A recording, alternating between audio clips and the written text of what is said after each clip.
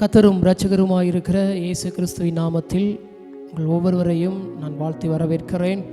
ஆண்டவர் ஒவ்வொருவரையும் நம்முடைய தேவன் தாமே ஆசீர்வதிப்பாராக.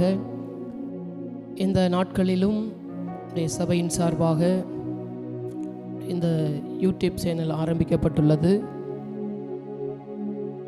இந்த யூடியூப் சேனலானது அநேகர் கர்த்தருடைய வார்த்தையை கேட்கவும் தேவனுக்குள் பலப்படவும் கர்த்தராகிய இயேசு கிறிஸ்துவின் வருகைக்கு ஆயத்தமாகவும் இது தொடங்கப்பட்டுள்ளது.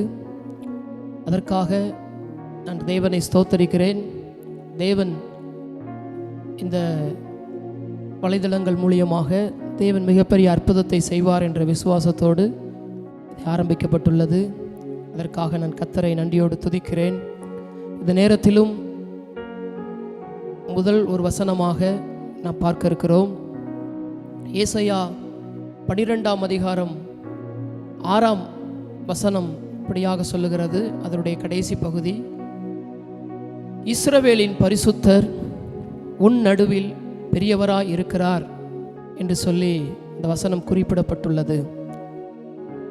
அன்பார்ந்தவர்களே, இந்த உலகத்தில் எத்தனை கோடி ஜனங்கள் இருந்தாலும், இதற்கு முன்பதாக எத்தனை மனிதர்கள் வாழ்ந்தாலும், எல்லாரை காட்டிலும் நீங்களும் நானும் ஆராதிக்கின்ற நம்முடைய கர்த்தராகிய இயேசு கிறிஸ்து அவர் பெரியவராக இருக்கிறார்.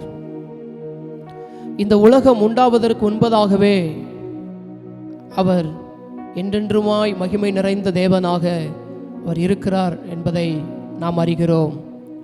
மனிதர்கள் உண்டாவதற்கு முன்பதாகவே தேவன் என்றென்றுமாய் மகிமை நிறைந்தவராக இருக்கிறார் என்பதை பார்க்கிறோம்.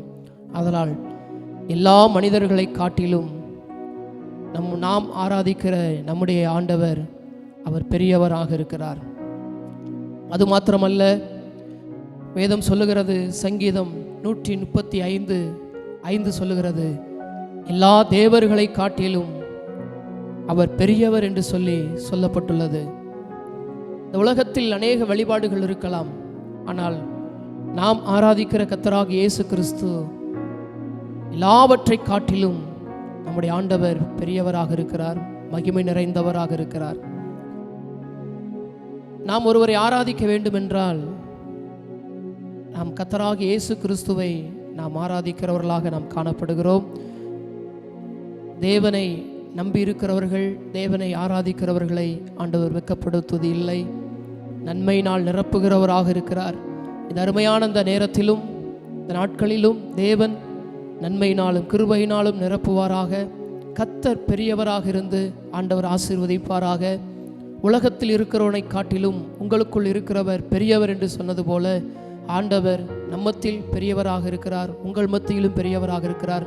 நிச்சயம் ஆசீர்வதிப்பார். ஆமேன், ஆமேன்.